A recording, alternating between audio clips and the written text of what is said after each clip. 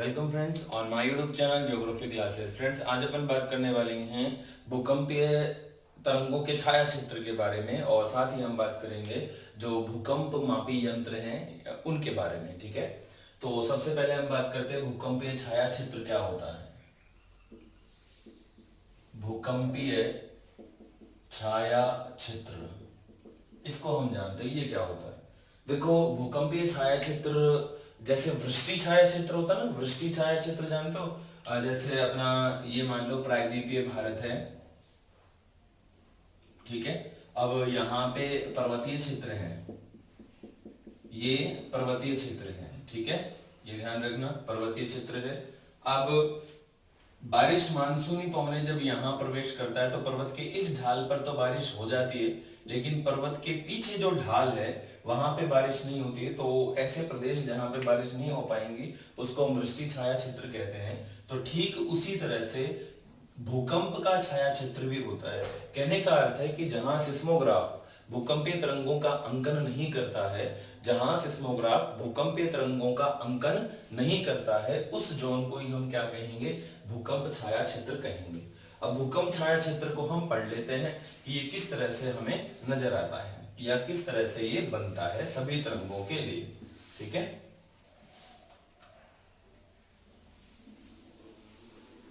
मान लो ये हमारी पृथ्वी है।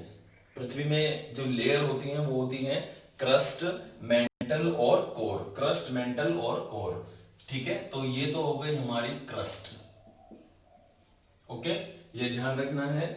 इसके बाद आगे बात करें तो माना कि इसके भीतर ये हो गया हमारा मेंटल, ठीक है, ये हो गया हमारा मेंटल, ओके। तो ये ध्यान रखना है, क्रस्ट हो गया, ये मेंटल हो गया, मेंटल, ठीक, ये ध्यान रखना। अब इसके भीतर जो है वो हो गया हमारा कोर, तो ये हो गया कोर, यानी ये पृथ्वी का केंद्र, ठीक है। अब हम बात करते हैं कि हमारा ये जो भूकंपीय छाया क्षेत्र है, उन भूकंपीय छाया क्षेत्रों को हम कैसे पढ़ेंगे। देखो, हमारे पास तरंगे कौन कौन सी, पी, एस और एल, ये तीन भूकंपीय जो तरंगे हैं इनके छाया क्षेत्र को हम पढ़ेंगे, ठीक है। तो सबसे पहली बात बताओ, इनमें से कौन सी तरंग है जो कि धरातलीय है। ये एल, ये एल तरंग क्या है, धरातलीय है। ये पृथ्वी का धरातल है, क्रस्ट जो आपको नजर आ रहा है ये क्या है, ये पृथ्वी का धरातल है। अब एल जो तरंग है, अगर धरातलीय तरंग है एल, तो निश्चित है कि वो पृथ्वी के इस संपूर्ण धरातल में चलेगा, है ना, क्या समझे। एल कौन सी तरंग है, धरातलीय तरंग है। अब एल अगर धरातलीय तरंग है तो वो पृथ्वी के पूरी जो क्रस्ट है उस क्रस्ट में चलेगा, और इस वजह से एल तरंग का छाया क्षेत्र नहीं है, छाया क्षेत्र नहीं। एल जो है, एल को हम लव तरंग भी कहते हैं ना, लव तरंग, लव तरंग, तो लव कहीं भी हो सकता है। लव क्या मतलब, लव कहीं भी पहुंच सकती हैं तरंगे। तो ये ध्यान रखना, जो एल तरंगे हैं इनको हम लव तरंग भी कहते हैं, क्योंकि एच डी लव या डी एच लव ने इनको खोजा था। तो हम इनको धरातल जो तरंगे हैं उनका छाया क्षेत्र नहीं होता। अब पी तरंगों का छाया क्षेत्र की हम बात करते हैं। मान लीजिए कि ये क्रस्ट है, ठीक है, क्रस्ट पर कौन होता है, एपी सेंटर। तो यहां है हमारा एपी सेंटर, ये है हमारा एपी सेंटर, ठीक है, ये ध्यान रखना है। अब इस एपी सेंटर से मान लो कि करीब 200-250 किलोमीटर की गहराई पर क्या है, भूकंप मूल है। यहां पे हम मान लेते हैं भूकंप मूल, भूकंप मूल, ठीक है। अब हम बात करते हैं सबसे पहले पी तरंग पे, कि पी तरंग कहां तक जा सकती है। अभी हमने लास्ट वीडियो में हमने ये देखा था और क्वेश्चन में भी डिस्कस किया था कि पी तरंगें ऐसी होती हैं जो पृथ्वी की कोर तक जा सकती हैं। कोर मतलब कि केंद्र, पृथ्वी की कोर तक जा सकती हैं। यहां से ये पी तरंगें रवाना हुई, ठीक है, और वो यहां तक आ सकती हैं, ठीक है। साथ ही इधर से ये भी तो क्रस्ट है, यहां पे भी एपिसेंटर हो सकता है, तो वो यहां पर भी पहुंच जाती है। ठीक है, यानी अगर आपसे कोई पूछे कि कौन सी ऐसी तरंगे हैं, कौन सी ऐसी तरंगे हैं जो पृथ्वी के एंटीपोड, इसको हम एंटीपोड कहेंगे, यानी एपिसेंटर के जस्ट अपोजिट, एंटीपोड यानी प्रतिध्रुवस्थ कह सकते हो आप, प्रतिध्रुवस्थ स्थान पर पहुंच जाती है। कौन सी एक ऐसी तरंग है जो प्रतिध्रुवस्थ स्थान पर पहुंच सकती है, तो कौन सी वो तरंग हो गई? पी। ठीक है, पी तरंग हो गई, राइट ना। अब हम इसके छाया क्षेत्र की बात कर रहे हैं, तो देखो यहां पे एक मैं रेखा खींच रहा हूं, इससे हमें छाया क्षेत्र को पढ़ने में समझने में मदद मिलेगी। ठीक है, देखो क्या होता है कि भूकंपीय छाया क्षेत्र एपिसेंटर से वो दूरी होती है, एपिसेंटर से वो दूरी होती है जहां पे सिस्मोग्राफ भूकंपीय तरंगों को नहीं पढ़ पाते हैं। ठीक है, अब देखो क्या होता है कि पी जो तरंग है वो प्रारंभ हुई, पहले पी की हम बात कर रहे हैं, क्रस्ट में तो पी दिखेंगी दिखेंगी, चलती हैं, पी चलती जा रही है, चलती जा रही है, चलती जा रही है। ठीक है, कहां तक चलती जाएंगी? ये तो 90 डिग्री का कोण हो गया है ना, 90 डिग्री तक तो पहुंच गई, चलती जाएगी। इसको थोड़ा सा हम इधर ले लेते हैं, यहां पे ये पी तरंग, देखो ये 90 डिग्री का कोण है, यहां से 90 डिग्री तक बहुत आसानी से चारों तरफ पी तरंग चलती जाएगी, चलती जाएगी, चलती जाएगी, चलती जाएगी, 90 डिग्री तक पहुंच गई। ठीक है, अब कहां तक ये मैक्सिमम नजर आएगी? अब 90 डिग्री एंगल कैसे मापना है हमें? एंगल इस तरह से मापना है कि ये वाला जो एंगल नजर आ रहा है आपको, ये कितने डिग्री हो गया? 90 डिग्री हो गया ना। ठीक है, अब यहाँ पे डी रखना है, ये 90 डिग्री, इधर आ जाएगा 105 डिग्री। ठीक है, यहाँ पे 105 डिग्री आ जाएगा, फिर 145 100 करते हुए लास्ट में 180 पहुंच जाएगा ना, पूरा पूरा 180। एक सरल रेखा पर कौन सा कोण बनता है? 180 डिग्री का ना। ठीक है, 180 इधर 180 इधर, 360 हो गया ना टोटल। ठीक है, 90 इधर 90 इधर 90 इधर 90 इधर, टोटल 360। तो यहां पर अब क्या होता है, यहां से पी तरंग रवाना हुई और इस कोर के सहारे से, जहां पे गुटेनबर्ग जो असंबद्धता होती है, यहां पे कुछ ऐसे तत्व होते हैं, कुछ ऐसे पदार्थ होते हैं जिससे पी तरंग, हाँ तो यहां हम बात कर रहे थे यहां पे कि 103 डिग्री से 105 डिग्री से लेकर 143 डिग्री तक, 143 डिग्री या 145 डिग्री तक ऐसे मान सकते हैं। 143 से 145 डिग्री तक का जो ये वाला जोन है, ठीक है, इस जोन में पी तरंग नजर नहीं आएंगी। ठीक है, ये ध्यान रखना, ये वाला जो जोन है, इस जोन में पी तरंगों का छाया क्षेत्र बनता है। ठीक है, ये ध्यान रखना, यहां पे पी तरंगे नजर नहीं आएंगी। ठीक है, ये पी तरंगों का छाया क्षेत्र है। ठीक इधर भी ऐसा ही है, यहां सेम 103 डिग्री डैश 105 डिग्री से लेकर 143 डिग्री अथवा 145 डिग्री तक का जो जोन है, यहां पे पी तरंगे नहीं पढ़ी जा सकती। ठीक है, इस जोन में पी तरंगे नहीं पढ़ी जा सकती हैं, ये वाला जो जोन है। ठीक है, ये ध्यान रखना है। अब ये तो हो गया पी तरंगों का छाया क्षेत्र, कौन से डिग्री से? 103 से 105 तक। अब एस तरंगों का जो छाया क्षेत्र है वो सबसे बड़ा होता है। एस तरंगों का छाया क्षेत्र होता है 103 डिग्री से लेकर 103 डिग्री अथवा 105 डिग्री से लेकर 105 डिग्री। ये कंप्लीट एस तरंगे इस जोन में नजर नहीं आती है। ये पूरा 105 से 105 ये होता है एस तरंगों का, एस तरंगों का छाया क्षेत्र, एस तरंगों का छाया क्षेत्र।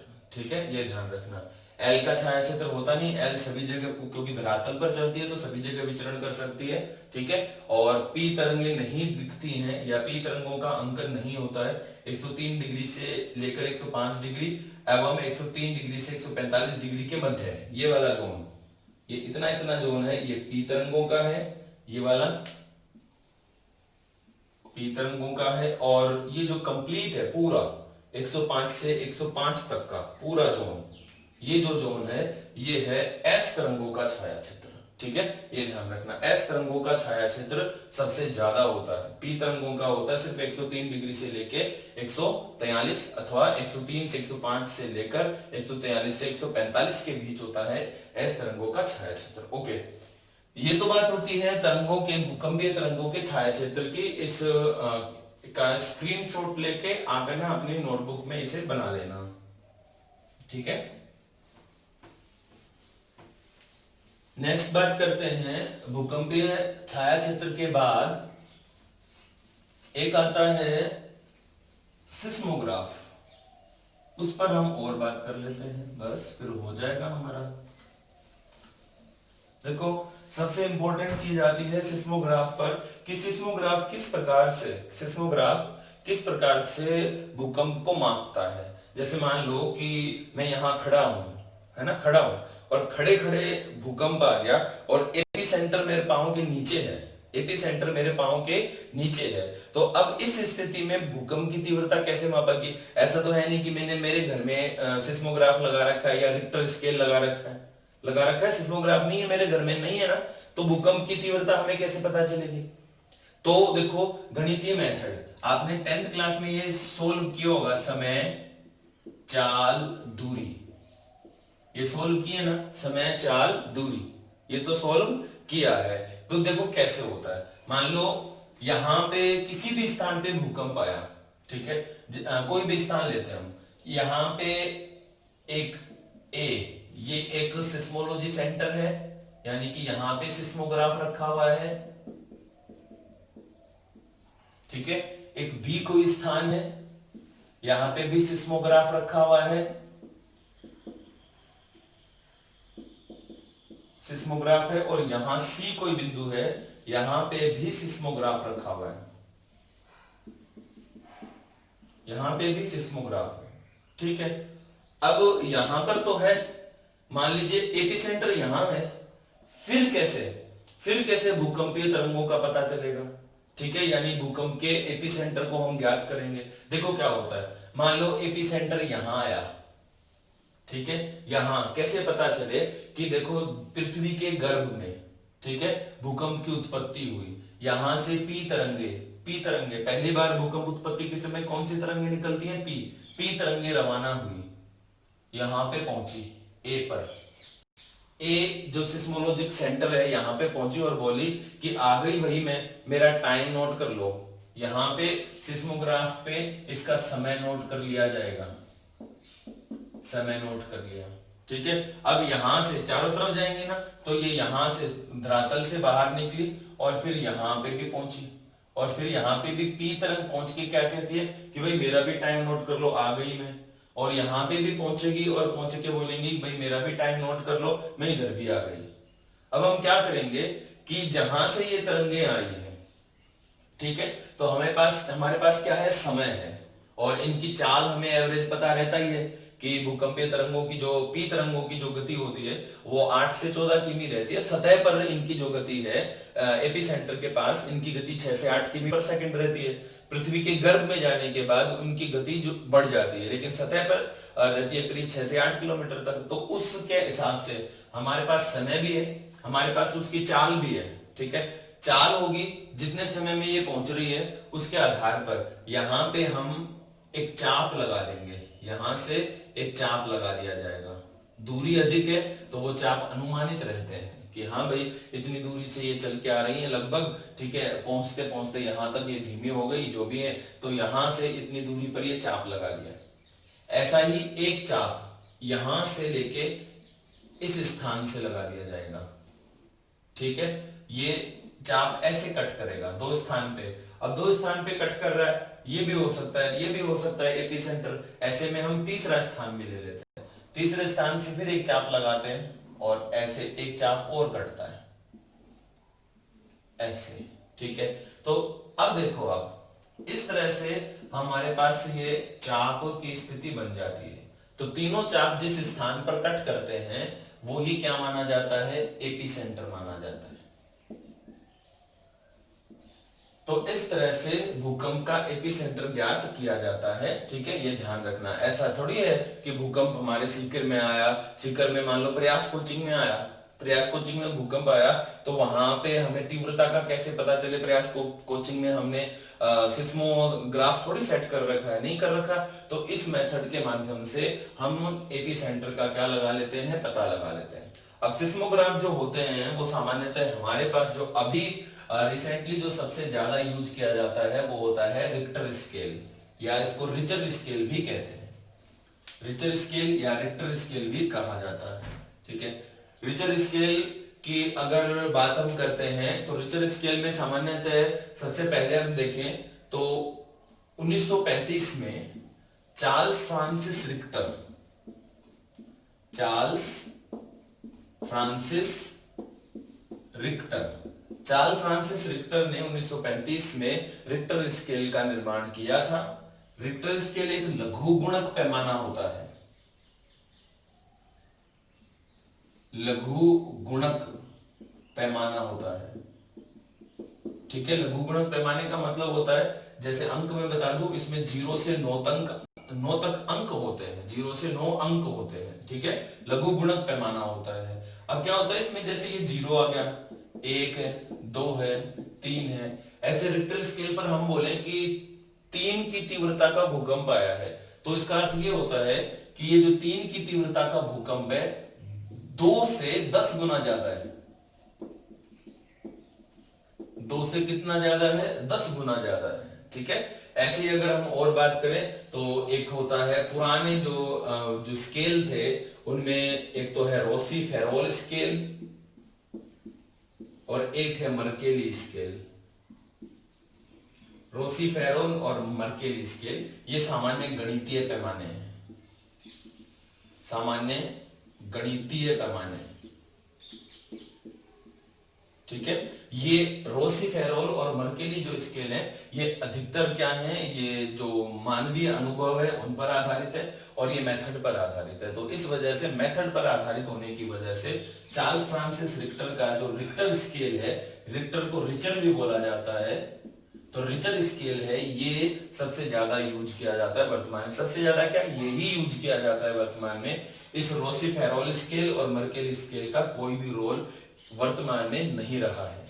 ठीक है, तो हमने आज जान लिया भूकंपीय तरंगों की प्रकृति। एक वीडियो में हमने भूकंपीय तरंगों को देखा, एक वीडियो में हमने भूकंपीय छायाचित्रों को देखा।